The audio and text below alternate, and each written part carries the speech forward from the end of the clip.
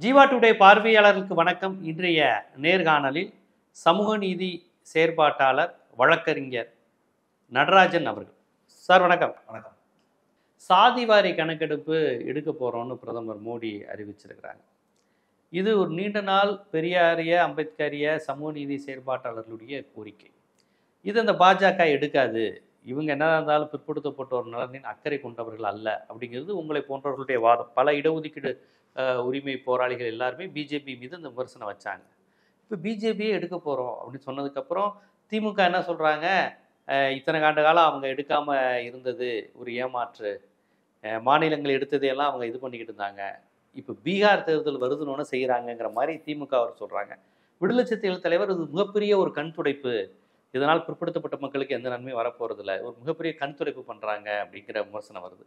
பீகார்லேயும் தமிழ்நாட்டிலையும் தேர்தல் வரப்போகுதுங்கிறதுக்காக ஒரு சும்மா ஒரு கண் துடைப்பு அறிவிப்பாக தான் பார்க்குறீங்களா, இல்லை அவங்க நினச்சா எடுக்க முடியுமா, எடுப்பாங்களா, எப்படி பார்க்குறீங்க? மூணு பிரிவாக பிரிக்கிறேன். இந்த காஸ்ட் சாதிவாரி கணக்கெடுப்பு வந்து முன்னாடி நடந்துருச்சு. 2011 முழுசா நடந்துருச்சு. ஃபுல் டீடைல் இருக்கு. இது நடந்துருச்சு. அதை அப்புறம் பார்ப்போம் என்னடா அதுக்கு பின்னாடி என்னென்ன கதைகள் நடந்துச்சு. ஆனால் அதை ரிலீஸ் பண்ணல. ஏன்னா அதை கம்பைல் பண்ணும்போது பிஜேபி ஆட்சிக்கு வந்துருச்சு. 2014 2015 பிஜேபி ஆட்சிக்கு வந்ததுனால அப்பயே ஒரு என்ன பண்ணாரு, சரி கம்பைல் பண்ணி பார்த்தாங்க. பார்த்த உடனே அவங்க ஹையர் காஸ்ட் பீப்புள் வந்து டிஸ்ப்ரொபோர்ஷனேட்லி லார்ஜ் கவர்மெண்ட் போஸ்ட்ல இருக்கிறாங்க. அவங்களோட சதவீதத்துக்கு அதிகமான அளவில் எல்லா கவர்மெண்ட் போஸ்ட்லையும் இருக்காங்க அப்படிங்கிறது உடனே ஒருத்தர் என்ன பண்றாரு, எழுதியிருக்காங்க, அதெல்லாம் பேப்பர்ல வந்துருக்கு. ஒரு அதை கம்பைல் பண்ணவரை உடனே வண்டி எடுத்துக்கிட்டு ரைசனாகில் போய் இதை ரிலீஸ் பண்ணக்கூடாது அப்படிங்கிறாரு. ரிலீஸ் பண்ணக்கூடாதுன்னு நிறுத்திட்டாங்க. அதனால இது முடிஞ்சது தான் அது விவகாரம். ஒன்று ஏன்னு கேட்டால் அதுக்கு முன்னாடி நடந்ததெல்லாம் SE census, socio economic census. 2011 முன்னாடி நடந்ததெல்லாம் SE சென்சஸ் தான் பேர் இருக்கு. SE இது மட்டும் SECC, அதாவது socio economic caste census. So கேஸ்ட்ங்கிறது அந்த 35 நடந்தது கூட கேஸ்ட் சென்சஸ் இல்லையா? 31 நடந்துச்சு. 31 நடந்தது கேஸ்ட் சென்சஸ். ஹட்டன் அப்படிங்கிறவர் தான் சென்சஸ் கமிஷனர், பிரிட்டிஷ்காரன். ஆமா, அவர் வந்து சொல்றாங்க, அவர் கொட்டேஷன் என்கிட்ட இருக்கு, கேஸ்ட் சென்சஸ் எடுத்தீங்கன்னா கேஸ்ட் ஸ்டெபிலைஸ் ஆகிடும், அதெல்லாம் ரெகக்னிஷன் கொடுக்க கூடாதுன்னு சொல்றாங்க. அதே இருக்கிற பிரச்சனைகளை நீ ஒத்துக்கலைன்னா நீ எப்படி சொல்யூஷன் கண்டுபிடிக்க போற அப்படின்னு சொல்றாரு. நீங்க சாதிவாரி கணக்கெடுப்பு எடுத்தா அது மூலமா சாதி வரி வளர்ந்துரும் அப்படிங்கிற மாதிரியான ஒரு பரப்புரையே எல்லாத்தையுமே அப்படி ஒரு பொது புத்தியில ஒரு பார்வை இருக்கு. ரொம்ப இன்ட்ரெஸ்டிங்கான ஆஸ்பெக்ட்ஸ் இதெல்லாம். அதாவது ஹிஸ்டரி படிக்கும் போது இந்தியன் சோசியாலஜி எஸ்பெஷலி இதுல நிறைய இருக்குது. முதல்ல சொல்ல ஆரம்பிச்சு 2011 எடுத்தாங்க, ரிலீஸ் பண்ணலைங்கிறது தான் வந்து உண்மை. இதுக்கு நடுப்புற கோர்ட், ஹை கோர்ட், சுப்ரீம் கோர்ட்டும் அதில் இன்வால்வ் ஆச்சு. அதுல வந்து ஒரு டிஃபரெண்ட் கைண்ட் ஆஃப் ஜட்ஜ்மெண்ட்ஸ் வந்துச்சு. அதுல சென்சஸ் கமிஷனர் ஆஃப் இந்தியா அவர் வந்து ஒரு பொய் சொல்லி சுப்ரீம் கோர்ட்ல ஒரு ஆர்டர் வாங்கினாரு. அதை பத்தி ஹிண்ட் வந்து ஏன் இந்த உண்மைகளை மறைச்சிங்கன்னு சொல்லி எடிட்டோரியல் எழுதிச்சு. இது வந்து 2011 சென்சஸ். 2021 சென்சஸ் அவங்க ஆரம்பிக்கவே இல்லை. அது கொரோனாவை அதுக்காரங்க காமிச்சு அப்படியே வச்சுட்டு வந்துருக்குறாங்க. ஆனா 2018 மோடி வந்து கேஷ் சென்சஸ் எடுக்கிறேன்னு ஒத்துக்கிட்டாங்க. இது ஒரு புது ஃபேக்ட். நிறைய பேர் மறந்துட்டாங்க. அதை 2018 பீகார் எலெக்ஷன் ஒட்டியா இல்ல, 2018 பீகார் எலெக்ஷன் ஒட்டி இல்ல, 2018 அவர் சொன்னதுக்கு நாங்க எடுக்கிறோம் அப்படின்ட்டு. ஆனா மறுபடியும் அப்படியே அதை சப்சைட் விட்டுட்டாங்க, அதை ஸ்ட்ரெஸ் பண்ணல. 2021 சென்சஸ் இன்னும் அவங்க எடுக்கவே ஆரம்பிக்கவே இல்லை, அப்படியே விட்டுறாங்க. இப்ப இவங்க பேசுறதெல்லாம் பார்த்தா இந்த சென்சஸ் எடுக்க போறதே இல்லைங்கிற மாதிரி தான் தெரியுது. அப்படியே விட்டுற போறாங்க இதை. இப்ப அவர் சொல்றது நேற்று சொல்லியிருக்கிறதா 2031 சென்சஸ் சேர்க்கிறோங்கிறாரு. இன்னைக்கு இல்ல, எல்லாமே ஃபியூச்சர் டேட்ல. லேடிஸ் உமன்ஸ் ரிசர்வேஷனா 2034 நாங்க செய்வோம் அப்படின்னு இன்னைக்கு பில் பாஸ் பண்ணி வச்சுக்கிறது. எஃபெக்ட் வந்து ஃபியூச்சர்ல கொடுக்குறேன்னு சொல்றது. அது ஃபியூச்சர்ல அன்னைக்கு என்னங்கிறது அன்னைக்கு தான் தெரியும். அது இவங்க சொல்றதெல்லாம்.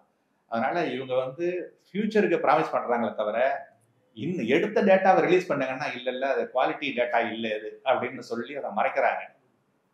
ஆனா காரணம் என்ன கேட்டா, ஆரம்ப காலத்துல பாத்தீங்கன்னா சென்சஸ் வந்து கேஷ் சென்சஸ் எடுக்கிறதுக்கு வந்து எதிர்ப்பா இருக்கிறவங்க வந்து உயர் ஜாதி பீப்புள் தான். அவங்க கன்சிஸ்டண்டா அன்னையில இருந்து இன்னை வரைக்கும் எதிர்பார்க்க கூடாது. ஆமா, இதுல என்ன கேட்டா அந்த பீப்புள் வந்து எந்த நிலைமையில இருந்தாங்க, யார் யார் எந்த லெவல்ல இருக்காங்கன்னு தெரிஞ்சிடும். இப்போ பிரிட்டிஷ் ரூல் வந்த பிறகு பீப்புளுக்கு வந்து எஜுகேஷன் கிடைச்ச பிறகு, அதுவும் இப்போ போஸ்ட் இண்டிபெண்டன்ஸ் ஓரளவுக்கு எஜுகேஷன்ஸ் நமக்கு கிடைச்ச பிறகு இப்போ வந்து பல விவரங்கள் நமக்கு இன்டர்நேஷனல் கம்யூனிட்டியோட நம்ம கம்பேர் பண்ண முடியுது. உலக நாடுகள் எல்லாத்தையும் வச்சு ஓரளவு கம்பேர் பண்ற அளவுக்கு நமக்கு வசதிகள் இருக்குது. இன்டர்நெட் அதெல்லாம் இருக்குது. எல்லா நாடுகள்லையுமே வந்து ப்ரொபோர்ஷனேட் ரெப்ரசன்டேஷன் தான் அதிகாரத்தில் வந்து கொடுக்குறாங்க, எந்த ஒரு டெமோக்ரஸியாக இருந்தாலும். சுவிட்சர்லாந்து எடுத்தீங்கன்னா 38 பேர் சுப்ரீம் கோர்ட்டில் ஜட்ஜஸ் இருக்காங்க. சுப்ரீம் கோர்ட்டில் அந்த 38ஐயும் அந்த நாட்டில் 4 பிரிவு மக்கள் இருக்காங்க. மொழி வாரியாக பிரிந்தவர்கள் அவங்க, சாதி கிடையாது, இந்தியாவுக்கு மட்டும்தான் அது.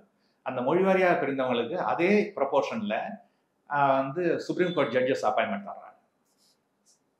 இதில் அதே மாதிரி பிரிட்டனில் அங்கேயும் ஜுடிஷியல் அப்பாயின்மெண்ட்ஸில் விளம்பரம் வருது. ஜுடிஷியல் அப்பாயின்மெண்ட் கொடுக்கும்போது நீங்கள் வந்து அதாவது யார் இது ரெப்ரசன்டேஷன்ஸ் இல்லையோ அந்த செக்ஷன் ஆஃப் பீப்புளுக்கு வந்து நாங்கள் ப்ரிவிலேஜ் தரதா இருக்கோம். அதனால we encourage people from the group which is not represented in the judiciary to apply for the post அப்படின்னு சொல்லி விளம்பரம் தர்றாங்க. பிபிசியில் விளம்பரம்லாம் நம்ம கையில் இருக்கு. ஆனால் இந்தியாவில் வந்து அந்த மாதிரிலாம் கிடையாது. இங்கே ஜுடிஷியல் ஃபர்ஸ்ட்டு நீங்கள் எடுத்துட்டீங்கன்னா ஒரு நாட்டில் வந்து திருத்தணும், ஒரு நாட்டு சிஸ்டம் திருத்தணும்னு முதல்ல நீங்கள் செய்ய வேண்டியது ஜுடிஷியரிலேருந்து தான் ஆரம்பிக்கணும். ஸ்டார்டிங் பாயிண்ட் அதுதான். ஜுடிஷியரி கரெக்டாக வச்சா அதுக்கப்புறம் போலீஸ் வரும், அதுக்கு அடுத்தது இது வரும். எல்லாத்துலேயுமே நல்ல ரிஃபர்மேஷன் நல்ல ஐடியாஸ்லாம் கொடுத்தாங்க, ஆனால் யாரையும் என்ஃபோர்ஸ் பண்ணலை. அது இப்போ இந்தியாவில் இருக்க ஜுடிஷியரியில் நீங்கள் வந்து ப்ரொபோர்ஷன்ஸ் பார்த்தீங்கன்னா ரொம்ப ஹெவியாக இருக்குது. ஹை லெவல் போஸ்ட்டில் higher judiciary, high court and supreme court எடுத்துக்கிட்டிங்கன்னா டாப் கிளாஸ் பீப்புள், அதாவது சோகால்டு உயர் ஜாதியை சேர்ந்தவங்க, அவங்க தான் வந்து அதில் நிறையா இருக்காங்க. அதனால சில ஜட்ஜ்மெண்ட்ஸ்லாம் அவங்களால புரிஞ்சுக்க முடியல, அவங்களுக்கே புரியல சில பிரச்சனைகளை சொல்லும் பொழுது. ஏன்னா அந்த சூழ்நிலையிலேருந்து அவங்க வளர்ந்து வரல. அவங்க சின்னதாக சொல்கிறேன், ஒரே ஒரு எவிடன்ஸ். ஏன் அக்ரிகல்ச்சர் இஷ்யூவே புரிஞ்சுக்க முடியாதுல்ல, விவசாய பிரச்சனையை அவங்களுக்கு புரிஞ்சுக்க முடியாதுல்ல, மீனவர் பிரச்சனையை புரிஞ்சுக்க முடியாதுல்ல, என்னன்னே தெரியாது, தலித் மக்களுடைய அன்டச்சபிலிட்டியை பற்றி புரிஞ்சுக்க முடியாது. எக்ஸாக்ட்லி, அன்டச்சபிலிட்டி, அதான் சொல்ல வரேன். இப்போ இந்த இதில் மண்டல் கமிஷன் ரிப்போர்ட் வந்து 1980 வருது. அதை அப்பாயின் பண்ணது 77 கமிட்டி அப்பாயின் பண்ணுறாங்க. 2 வருஷம் அந்த கமிட்டி ஊரெல்லாம் சுற்றி, நாடு முழுக்க சுற்றி ரிப்போர்ட்ஸ் கம்பைல் பண்ணி 1980 ரிப்போர்ட்டாக கொடுக்குறாங்க. ஆட்சி மாறிடுச்சு, ஜனதா கட்சி போய் காங்கிரஸ் ஆட்சிக்கு வருது. அவங்க அதை டம்ப் பண்ணிட்டாங்க, ரிலீஸ் பண்ணவே இல்லை. அது விபி சிங் வந்த பிறகு தான் ரிப்போர்ட்டை ரிலீஸ் பண்ணுறாங்க. ரிலீஸ் பண்ணது மட்டும் இல்லாமல் உடனே அதை என்ஃபோர்ஸ் பண்ணி ஆர்டர் போட்டுறாரு விபி சிங். இமிடியேட்டாக ஆர்டர் போடுறாரு 1990. அது ஆர்டர் போட்ட உடனே அந்த ஆர்டரை எதிர்த்து அப்பீலுக்கு போகிறாங்க சுப்ரீம் கோர்ட்டில். அப்பீல் இல்லை, ஸ்ட்ரைட்டாக கேஸ் ஃபைல் பண்ணுறாங்க, இந்திரா சஹானி கேஸ். அந்த கேஸை ஃபைல் பண்ண உடனே கோர்ட்டு வந்து ஸ்டே கொடுத்துருது. சரி, இப்போ இடபிள்யூஎஸ்க்காக இது வந்து இடபிள்யூஎஸ்க்கு ரிசர்வேஷன்ஸ் இருக்கு. அந்த சட்டம் ஏற்றினது வந்து பார்லிமெண்ட் 2 நாள் தான் போடுச்சு. அதுக்கு முன்னாடியே எல்லாம் இவங்க வந்து கவர்மெண்ட்ல இல்லை, கவர்மெண்ட் வந்து சும்மா ஒரு ப்ரொபோசல் சும்மா தயார் பண்ணி வச்சுக்கிட்டாங்க. கவர்மெண்ட் அஃபிஷியல் எல்லாம் தயார் பண்ண மாட்டாங்க. அவங்கெல்லாம் இதை தயார் பண்ணி வேற இடத்துல தயார் பண்ணதை கொண்டாந்து கவர்மெண்ட் ப்ரொபோசல்லாம் கொடுக்குறாங்க. கொடுத்த உடனே ஒரு எம்பி கொடுத்து இதில் பார்லிமெண்ட் சட்டமாக்கணும் அப்படின்னு கொடுப்பாரு. அதை கொடுத்த உடனே அதை வந்து இவங்க டேபிள் வைக்கிறேன்னு சொல்லிட்டு கூப்பிடுறாங்க. வெளியூரில் கேம்பெயினில் இருந்த மோடி இங்கேருந்து வர்றாரு. பார்லிமெண்ட் 2 நாள் நடக்குது. பில் பாஸ் பண்ணிடுறாங்க, சட்டமாக்கிடுறாங்க இமிடியேட்டாக. இதில் மண்டல் கமிஷன் மாதிரி இந்த ரிசர்வேஷன் தேவையாங்கிறதுக்கு நாடு முழுக்க 1.5 வருஷம் சுற்றிலாம் போராட்டம் கிடையாது. யாரும் கிடையாது. ஏன்னா பவர் சென்டரில் அவங்க இருக்காங்க, வேண்டியதை அவங்க செஞ்சுக்கிறாங்க தம்கமாக. சட்டமாயிடுச்சு இல்லை, உடனே கோர்ட்டுக்கு போனாங்கல்ல, கோர்ட்டு ஸ்டே தரல, ரெஃப்யூஸ்டு கிராண்ட் ஸ்டே. அதே எப்படி பிசிக்கு ரிசர்வேஷன் அப்படிங்கிறப்ப உடனே வந்து ஸ்டே கொடுத்துட்டு அதுக்கப்புறம் 1.5 வருஷம் கேஸை என்கொயரி பண்ணி நவம்பர் 92 ஜட்ஜ்மெண்ட் தர்றீங்க. ஓகே, இல்லை கொடுக்கலாம் ரிசர்வேஷன்ஸ், ஓபிசி ரிசர்வேஷன் செல்லும் அப்படின்னு சார் ஸ்டே கொடுத்தீங்களா. முதல்ல ஸ்டே கொடுக்கறதுக்காக பராமீட்டர்ஸ் இருக்குது. சுப்ரீம் கோர்ட்டே 3 பராமீட்டர்ஸ் கொடுத்துருக்காங்க. கொஸ்டின் ஆஃப் லா இருக்கணும், அதனால ஒரு இஷ்யூஸ் நம்ம வந்து டீப்பாக அனலைஸ் பண்ண வேண்டியிருக்குதுன்னா நீங்கள் அதை ஸ்டே கொடுக்கணும்னா சொல்லி அது மட்டும் இல்லை, இது வந்து உங்கள் இஷ்டத்துக்கு வந்து கொடுக்கறது மறுப்பதோ கிடையாது. சிஸ்டமேட்டிக்காக அதை பண்ணணும், இந்த ஃபாலோ பண்ணணும். இது வந்து ஆர்பிட்ரியாக செயல்படுத்த முடியாது ஸ்டே கொடுக்கறது. ஆனால் இடபிள்யூஎஸ் ரிசர்வேஷனை வந்து சேலஞ்ச் பண்ணி கோர்ட்டுக்கு போனப்போ ஏன் ஸ்டே தரல, இன்னை வரைக்கும் சுப்ரீம் கோர்ட் பதில் தர மாட்டேங்குது. அது மட்டும் இல்லை, அந்த ஜட்ஜ்மெண்ட் 4 வருஷம் கழிச்சு வருது. மண்டல் கமிஷன் ரிப்போர்ட்டு கேஸ் போட்டு 2 இயர்ஸ்ல ஜட்ஜ்மெண்ட் வந்துடுச்சு. இவங்க 4 வருஷமா அப்பாயின்ட் பண்ணிக்கிட்டே இருக்காங்க, எழுதுறாங்க. தாசில்தார்கிட்ட போ, அவர் நீ பிராமின்னு சர்டிஃபிகேட் தருவாரு, அதை வாங்கிட்டு நீ அப்ளை பண்ணு அப்படின்னு சொல்லி சோஷியல் மீடியாவில் எழுதுறாங்க. தமிழ்நாட்டில் இல்லை இடபிள்யூஎஸ், தமிழ்நாட்டில் இது பண்ணல, அது ஸ்டேட் இங்கே இவங்க என்ஃபோர்ஸ் பண்ணாம இருக்காங்க. ஆனா இப்ப இந்தியாவில் கொண்டு வந்துட்டாங்க. அதை இங்க பண்ணாச்சு, அது நடந்துருச்சு. அது அப்ப இவ்வளவு பெரிய பிராமின் ஸ்ட்ராங் பிராமின் லாபி வந்து நீதித்துறையில இருந்து எல்லா இடத்துலயும் இருக்கு, எல்லா இடத்துலயும் இருக்கு. இல்ல இப்ப இந்த 2011 இந்தியாவினுடைய அதிகார மட்டத்தில் முழுவதும் இந்த மாதிரி பிராமின்ஸ் பார்ப்பனர்கள் தான் இருக்கிறாங்கன்னு தெரிஞ்சா அப்போ உள்ள காங்கிரஸ் அரசுமே கொஞ்சம் அதை வெளியிட வேணா நினைச்சிருக்கோம். இல்ல காங்கிரஸ், அதாவது காங்கிரஸ் கட்சி ஆரம்பிச்சது பிராமின்ஸ்க்காக தான், பிராமணர்களால் உருவாக்கப்பட்ட கட்சி. அவர்களுக்கு பிராமணர்கள் ரிசர்வேஷன் வேணும்னு உருவாக்கப்பட்ட அரசியல் பிரதித்துவம், கல்வி பிரதித்துவம். 1885ல அவங்க இது பண்ணும்போது அவங்களோட மெயின் டிமாண்ட் என்னன்னு கேட்டா, ஐஏஎஸ்ல வந்து கொஞ்சம் ரிலாக்ஸ் பண்ணு, எங்க அப்பாயின்மெண்ட்டுக்கு வந்து கொஞ்சம் ஏஜ் ரிலாக்ஸேஷன் பண்ணு. எல்லா இடத்துலயும் பிரிட்டிஷ் பீப்புளா இருக்காங்க. ரெண்டாவது எங்க ஊர்லயும் எக்ஸாம் நடக்குது, லண்டனுக்கு போய் இதுக்காகத்தான் உருவாக்கப்பட்டது அந்த காங்கிரஸ் கட்சி. அதை பார்த்தீங்கன்னா கமிட்டி போடுறாங்க. ஃபர்ஸ்ட் 1886ல ஒரு கமிட்டி போடுறாங்க. அந்த சர்வீஸ் கமிஷனுக்கு எப்படி இது பண்ணணும்னு சொல்லிட்டு ஒரு அந்த 16 அதுல இருந்து 12 பேர் பிராமின்ஸ், ஒரு நான் பிராமின், 3 பேர் முஸ்லீம்ஸ் இருக்காங்க. ஒரு நான் பிராமின், அப்புறம் ஒரு பார்சி ஒருத்தர் இருக்காரு, அடுத்தது 3 பேர் முஸ்லீம்ஸ் இருக்காங்க. அந்த கமிட்டி ரிப்போர்ட் தருது, 16 பேர் உள்ள கமிட்டி ரிப்போர்ட் தருது. அதில் என்னன்னு கேட்டால் சமஸ்கிருதத்தையும் பெர்ஷியனையும் வந்து கம்பல்சரி மொழியாகணும் அப்படின்னு சொல்லி அதை தர்றாங்க. அடுத்தது ஏஜை வந்து குறைக்கணும், ஏஜை இன்க்ரீஸ் பண்ணணும், ஐசிஎஸ்க்கு ஏஜ் இன்க்ரீஸ் பண்ணணும், எக்ஸாம் இங்கேயும் நடத்தணும் அப்படின்ட்டு.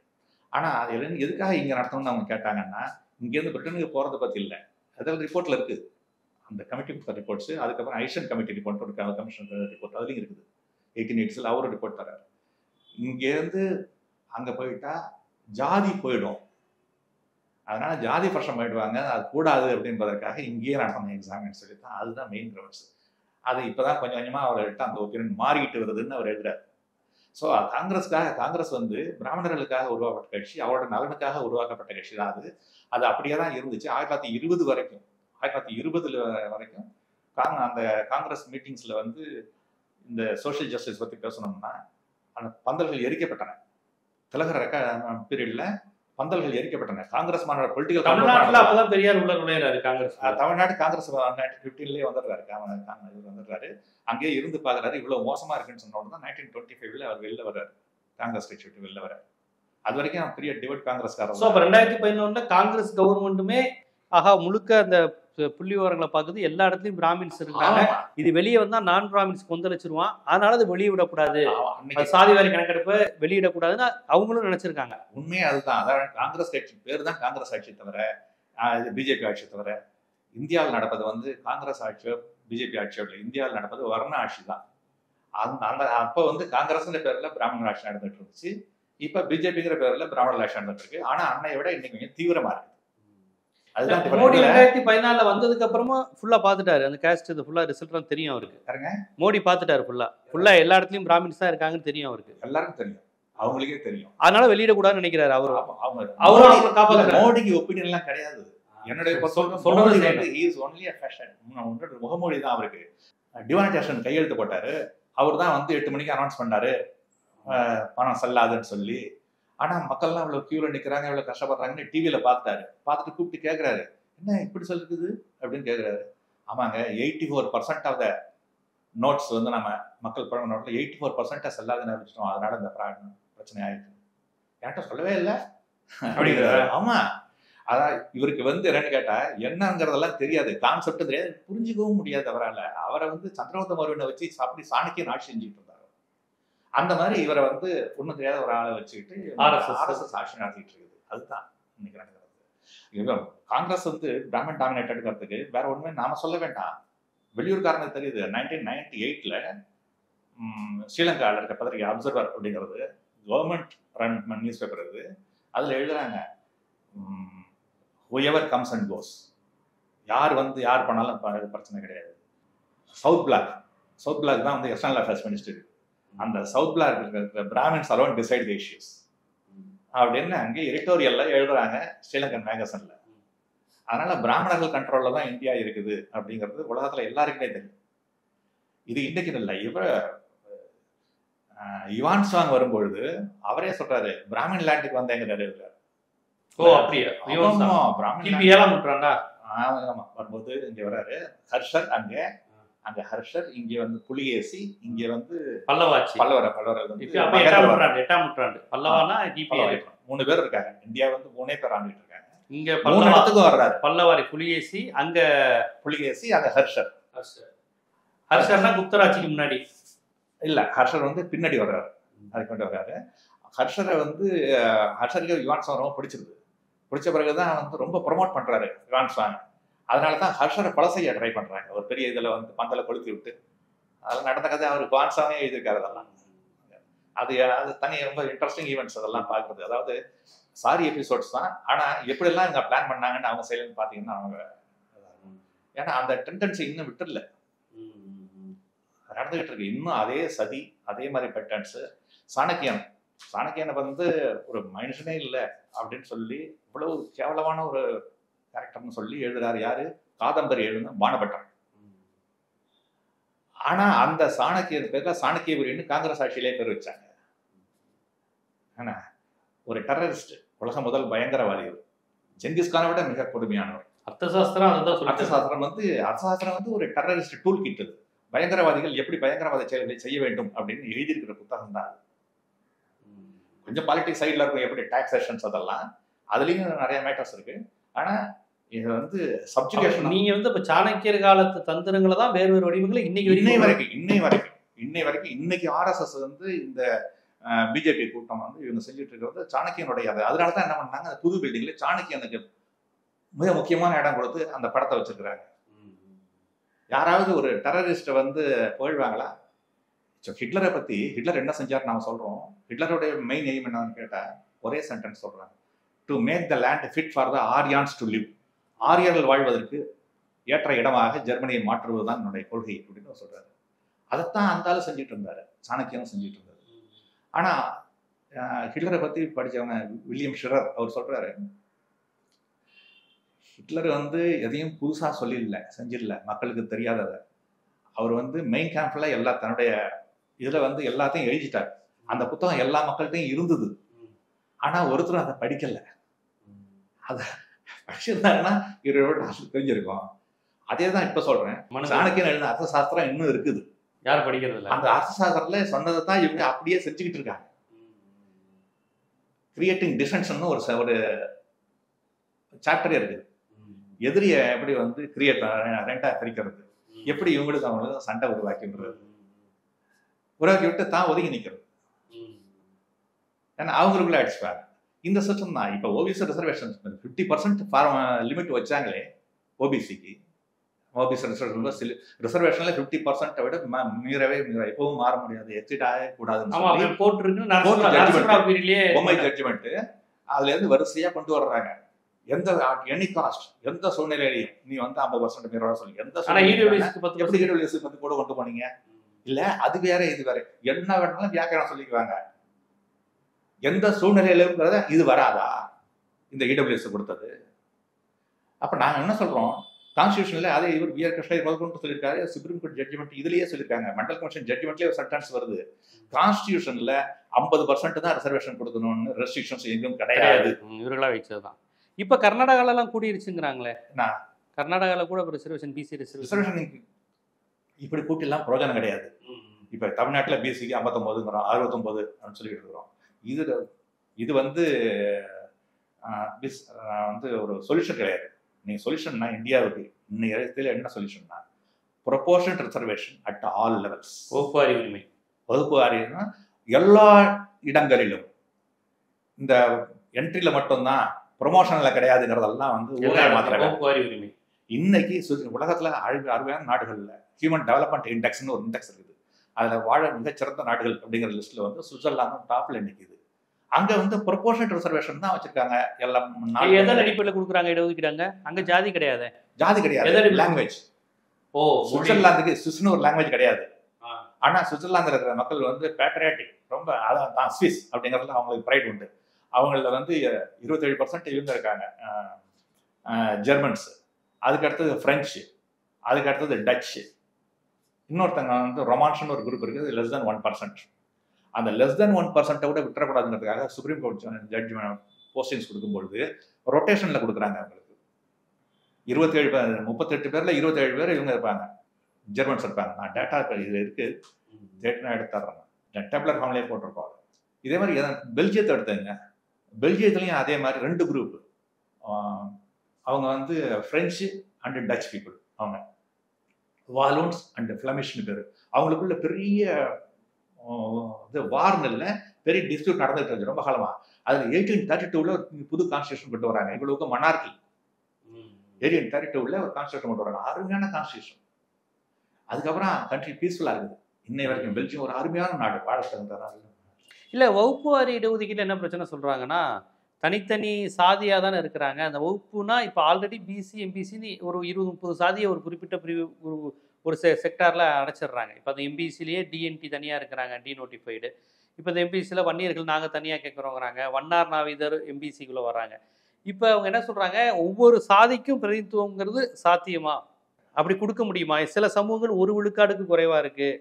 அப்போ நீங்கள் எந்த கேட்டகரியில் அந்த கம்பார்ட்மெண்ட்ல அடைப்பீங்கன்னு கேட்குறாங்க. அதான் சொன்னேன். இப்போ இதில் சுவிட்சர்லாந்தில் 1% விட குறைவாக தான் இருக்காங்க ரொமான்ஸ் பீப்புள். ஆனால் சுப்ரீம் கோர்ட் ஜட்ஜி போஸ்ட்ல அவங்களுக்கு ரொட்டேஷன்ல தர்றாங்க. 38 பேரும் 38ல் 1ன்னு கிடையாது அது.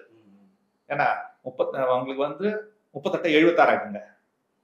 76 இன்னொரு 3 38 3 190 114 ஆகுங்க. 114ல் ஒரு போஸ்ட் கொடுங்க. அதாவது ஒரு குரூப் அடுத்த ரிட்டையர் ஆகிறாங்க. அடுத்து இதெல்லாம் ரோஸ்டர் சிஸ்டம் இந்தியாவிலே இருக்கு. 13 பாயிண்ட் ரோஸ்டர்னு பேரு. இங்க இந்தியாவில் ஒவ்வொரு சாதிக்கும் தனியா இடஒதுக்கீடு கேட்குறீங்க. நான் அந்த மாதிரி கேட்கல. அதாவது சாதிங்கிறது வந்து மகிழ வேண்டிய ஒரு உணர்வோ வேண்டிய ஒரு விஷயம் என்ன. ஆனா அது எப்படி போகும்னு கேட்டா, என்னைக்கு நீ இந்த மாதிரி ஆக்கி வச்சிருக்கியோ இதுல இருந்து நான் மீண்டு வரணுமா, எந்த இடத்துல என்ன தள்ளி விட்டுருக்கியோ அங்க இருந்தானே நான் மீண்டு. இப்ப ஆல்ரெடி பிசி எம்பிசின்னு இருக்குல்ல, அதுல இருந்து இந்த வகுப்பாரி உரிமை எந்த விதத்துல வேறுபடுதுன்னு கேட்கிறேன். இந்த விதத்துல வேறுபடுதுன்னா, இப்ப பிசிக்குள்ள 100 சாதி இருக்கு, எம்பிசிக்குள்ள ஒரு 65 சாதி இருக்கு, எஸ்சிக்குள்ள ஒரு 40 சமூகங்கள் பிரிஞ்சிருக்குல்ல. இப்ப ஆல்ரெடி இடஒதுக்கீடு முறை இப்படி இருக்குல்ல, நீங்க இதை இந்த 69 100 ஆக்குங்கிறீங்க. 100 ஆக்குங்க. இது அப்படியே இன்டு 100 ஆக்குங்க. 100 ஆக்கிட்டீங்கன்னா இந்தியாவில் 100 பேர் இருப்போம், என்டையர் பாப்புலேஷன்.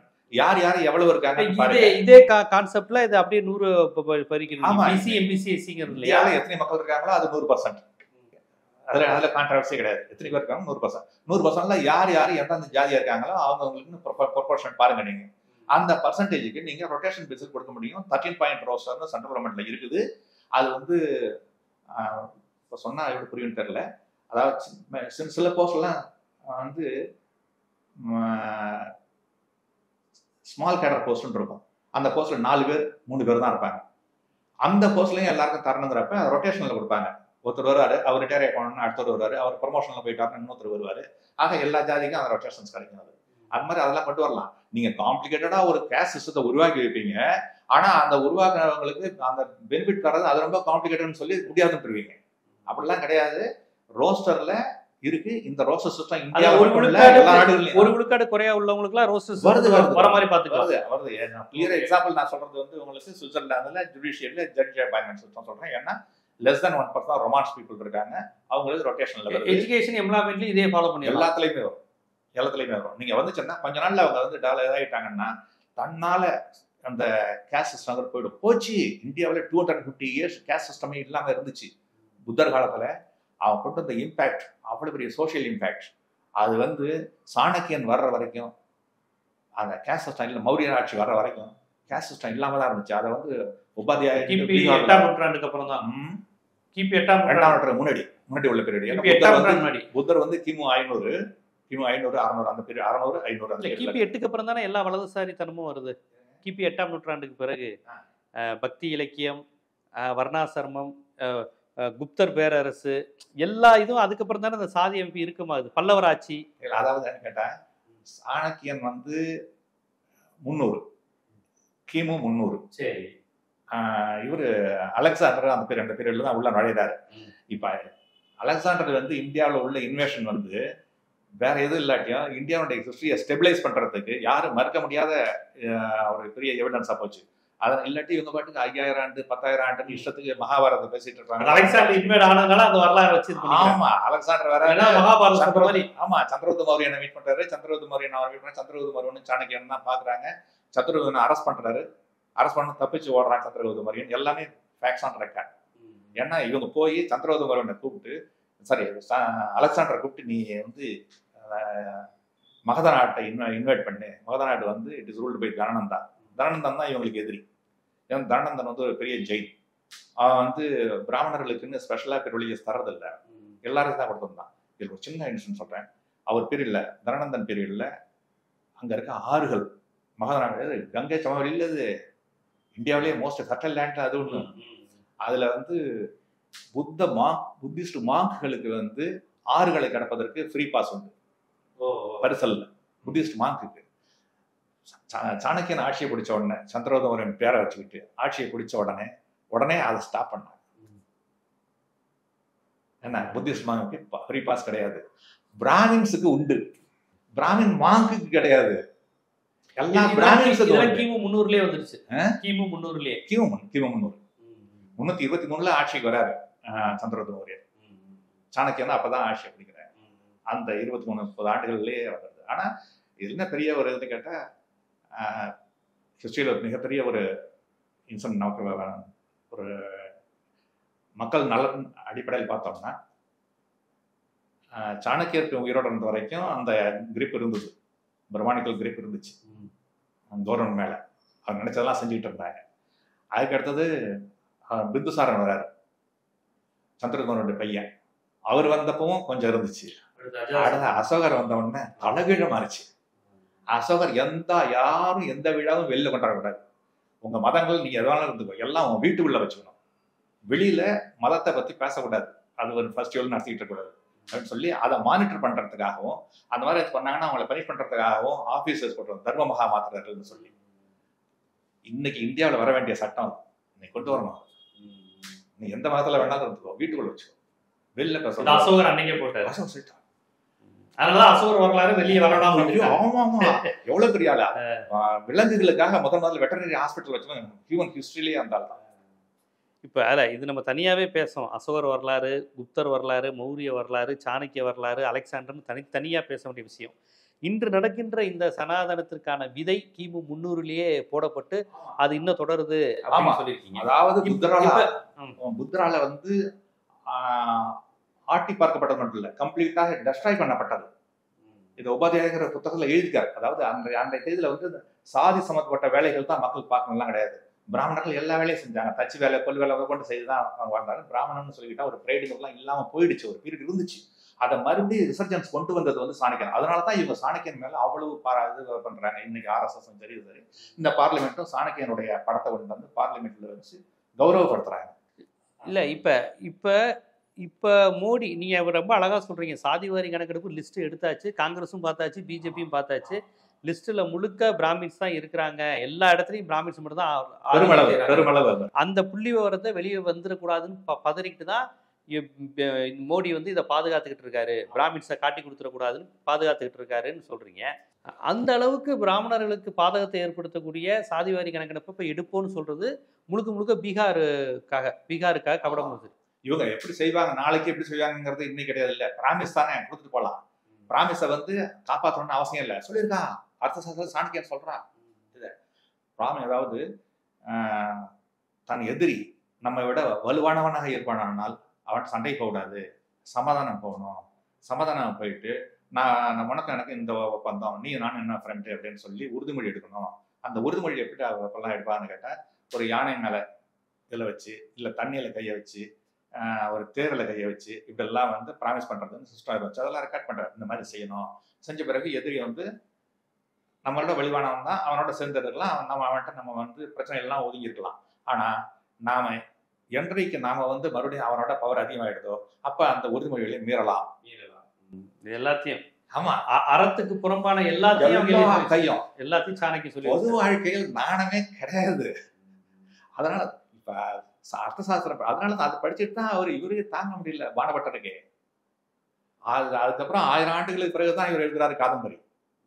அதுலயே எழுதுறாரு இவ்வளவு மோசமான ஒரு புத்தகம் வந்து எழுதிச்சிருக்காரு. ஆனா இன்றைக்கு அந்த சாணக்கியனை இவர்கள் தூக்கி பிடிக்கிறார்கள். மட்டுமல்ல, சாணக்கியன் செஞ்ச அத்தனையும் இன்னைக்கு செஞ்சுட்டு இருக்கிறாங்க. கண்டிப்பா ரொம்ப ஒரு முக்கியமான வரலாற்று நிகழ்வுகளோட பொருத்தி இன்னைக்கு நடந்த ஒரு மோசமான விஷயத்தை சொல்லியிருக்கீங்க. அப்போ உங்களுடைய கணக்குப்படி இவங்க சாதிவாரி கணக்கெடுப்பு எடுக்க மாட்டாங்க. இப்போ ஜும்லா அவங்க லாங்குவேஜ் சொன்னா எக்ஸாக்ட்லி பக்கா ஜும்லா. எக்ஸாக்ட்லி ஜும்லா தான் அது. ஆனா நாம பார்த்துட்டு தான் இருக்க முடியாது. நாம என்னன்னு கேட்டா, எப்படி சுவிட்சர்லாந்துல உலகத்தின் மிக அருமையான நாடு, வாழ்வதற்கு அருமையான நாட்டுல வந்து மக்களை எந்த பேசிஸ்ல பிரிச்சிருக்கியோ அந்த பேசிஸ்ல ரிசர்வேஷன் கொடுத்து ப்ரொபோர்ஷனேட்டா சுப்ரீம் கோர்ட் ஜட்ஜ் வரைக்கும் கொடுத்துருக்காங்க அங்க. அதே எல்லா நாடுகள்லயும் இருக்கு. அப்ப இந்தியாவை நீ கொண்டு வான்னு சொன்னா தான் நமக்கு வந்து ரிடம்ஷன் கிடைக்கும். இல்லாட்டி அதிகாரம் முழுக்க அவங்க கையில இருக்கும் பொழுது அவங்க என்ன வேணாலும் செஞ்சிருப்பாங்க. எடுத்துங்க அஜித் தோவல் செக்யூரிட்டி அட்வைசர். அவர் விவேகானந்தா ஃபவுண்டேஷன் வச்சுட்டு என்ன பண்ணிட்டு இருந்தாருன்னு எல்லாருக்கும் தெரியும். இதுக்கு முன்னாடி அவர் வந்து இங்க வராரு, இப்ப தமிழ்நாட்டுக்கு வராரு. இங்க கொஞ்ச நாளைக்கு முன்னாடி வந்து நேரா RN ரவியை பாக்குறாரு. 2 பேரும் போட்டோ பார்த்து மீட் பண்ணி பேசுறாரு. என்னன்னா செக்யூரிட்டி இஷ்யூஸ் பத்தி பேச வந்தார் அப்படின்ட்டு சொல்லி பேப்பர்ல ஒரு லைன் வருது, அவ்வளவுதான். ஏங்க செக்யூரிட்டி இஷ்யூஸ் பத்தி அஜித் தோவல் கவர்னரை பார்ப்பாரா, சீஃப் மினிஸ்டர் பார்ப்பாரா? சீஃப் மினிஸ்டர் பார்த்தாரா அவரு? அப்ப நீங்க யாரு என்ன செஞ்சுட்டு இருக்கீங்க இந்தியாவில்? என்ன செய்யணும்னா இன்னைய தேதியில் இம்மிடியேட் ரிலீஃப் ஒன்று வந்து ப்ரொபோர்ஷனல் ரிசர்வேஷனுக்காக பிசி எஸ்டிஸ் இவங்க வந்து ஃபைட் பண்ணணும் ப்ரொபோர்ஷனல் ரிசர்வேஷனுக்கு. அது வந்து லாங் டைம் கோல் இன்னைக்கு இருக்க சிச்சுவேஷன்ல. ஏன்னா இப்படிப்பட்ட எதிர்ப்புகளை நம்ம அதிகார மையங்களில் சந்திக்கிறோம். அதிகார மையங்கள்ல இருப்பது பிராமணர்கள். அதனால வந்து விடமாட்டாங்க. நம்மளையே ஒருத்தர் அடிச்சு வச்சுட்டு இருப்பாங்க தொடர்ந்து அந்த காலம் செஞ்ச மாதிரி. பட் இன்பிட்வீன் நம்ம செய்ய வேண்டியது இன்றைக்கு உள்ள ஆர்கனைசேஷன் இருக்கு இல்லையா, சென்ட்ரல் ஆர்கனைசேஷன், அதை மானிட்டர் பண்றதுக்கு மல்டி பார்ட்டி எம்பிஸ் உள்ள கமிட்டிஸ் போடுங்க. சாதிவாரி கணக்கெடுப்பு அது எடுக்கிற வரைக்கும் அது ப்ரொபோர்ஷனல் சாதிவாரி கணக்கெடுப்பு இல்லை, உங்களுக்கு ப்ரொபோர்ஷனல் ரிசர்வேஷன் எல்லா ஜாதிக்கும் அவங்கவுங்கள ப்ரொபோர்ஷனல் ரிசர்வேஷன் சொல்ற வரைக்கும் இன்னைக்கு நீ எப்படி நடத்துற அப்படிங்கிறத எலெக்ஷன் கமிஷன் அவர் நினைச்சதெல்லாம் செஞ்சுட்டு இருக்காங்க. நான் பார்த்துட்டு என்ன செஞ்சுட்டு இருக்காரு நமக்கு தெரியாது. அவருக்கு சீக்ரெட் இன்ஃபர்மேஷன் வரும், அங்கேருந்து இது செய்யட்டு அவர் வேர்ட் செஞ்சுட்டு இருப்பாரு. இதெல்லாம் நடந்துகிட்டு இருக்குது. இப்போ அதை வந்து 4 கட்சி இருக்குதா இந்தியா ப்ராவினன்ட் பார்ட்டிஸ், 4 கட்சியில் உள்ள எம்பிஸ் மக்களால் தேர்ந்தெடுக்கப்பட்டவங்க தானே அவங்க. 4 கட்சியில் உள்ள எம்பிஸ் வந்து ஒரு கமிட்டி போடுங்க, அவங்க மானிட்டர் பண்ணுவாங்க எலெக்ஷன் கமிஷனுக்கு என்ன பண்றாரு, யார்கிட்ட பேசுறாரு அப்படிங்கறத அவங்க மானிட்டர் பண்ணுவாங்க. அது செய்யுங்க. அதே மாதிரி ரா அமைப்பு ஒன்றும் இவங்க கிட்ட 4 அஃபீஷியல்ஸ்ட்டு கொடுத்துட்டு அவங்க தான் இந்தியாவிலே பெரிய பேட்ரியாட்டு, மற்றவங்க எல்லாம் பேட்ரியாட் இல்லைன்னு இல்லை. எலெக்டட் எம்பிஸை விட பேட்ரியாட் ஒருத்தரும் கிடையாது பை லா. அதுல 4 கட்சி உள்ள எம்பியை போடுங்க, அவங்க இந்த ரா என்ன செய்து பார்க்கட்டும், அவங்கள நீங்க வேணா இவங்களை மானிட்டர் பண்ணுங்க, அது வேற. ஆனா அது எப்படி ஒரே ஜாதியை சேர்ந்த ஒரே குரூப் சேர்ந்தவங்க கிட்ட ரா அமைப்பு காலங்காலமா இருக்கும். எழுதுறாருல்ல இன்சைட் ரா அண்ட் ஐபிங்கிற புத்தகத்துல சங்கரன் நாயர் எழுதியிருக்கிறார், படிச்சு பாருங்க என்னென்ன நடக்குது ராவிலன்னு தெரியும். அதே மாதிரி போ அப்படிங்கிறவர் தான் ஃபர்ஸ்ட் இந்த இதுக்கு அப்பாயின்மெண்ட் பண்றாங்க. காஷ்மீர் பிராமின் இந்திரா காந்தி அப்பாயின்மெண்ட் பண்றது ராவுக்கு. அங்க அவர் என்ன நடந்துச்சுன்னு என்னென்ன செஞ்சாரு, அநியாயம் செஞ்சாருன்னு வெளில வந்திருக்குது. ராவுக்கு என்ன பேரு டெல்லியில? ரிசர்ச் அண்ட் அனாலிசிஸ் விங்னு கவர்மெண்ட் பேரு, ரிலேட்டிவ்ஸ் அண்ட் அசோசியேட்ஸ் விங்னு தான் மக்கள் வச்ச பேரு நியூஸ் பேப்பர்ல. இவர் வினோத் மேத்தா சேர்ந்து இருக்கிறதா ரிலேட்டிவ்ஸ் அண்ட் அசோசியேட்ஸ் விங், அதுக்கு பேரே அதுதான். உங்களுக்கு வந்து அங்க உங்க ரிலேட்டிவ் ஒருத்தர் அங்க ரால ஒர்க் பண்ணாருன்னா யூ ஆர் அஷ்யூர்டு. உங்களுக்கு உங்க குழந்தைக்கு ஏதாச்சும் இங்கே படிக்கல வேற எக்ஸாம் எழுதலன்னு சொல்லி விட்டீங்கன்னா உடனே தெரிஞ்ச ஆள் தான் என் சொந்தக்காரன் தான் சொல்லி அங்கே சேர்த்துப்பாங்க. வேலைக்கு ரெகுலர் ஒர்க்குக்கு சேர்த்துப்பாங்க. அப்பாயின்மெண்ட் முழுக்க ராவில் அப்படிதான் நடக்குது கவர்மெண்ட் பணத்துல. ஆமா கவர்மெண்ட் பணத்துல. ஆனா அந்த ராவிலையும் வந்து அதுலயே செக்ரிகேஷன்ஸ் இருக்குது. 2-3 பேரை இவங்க வந்து இந்த கேஸ் அந்த போட்டு வச்சுப்பாங்க. ஆனா அவங்களுக்கு எல்லாம் வந்து அசைன்மெண்ட் எல்லாம் வேற இருக்கும்.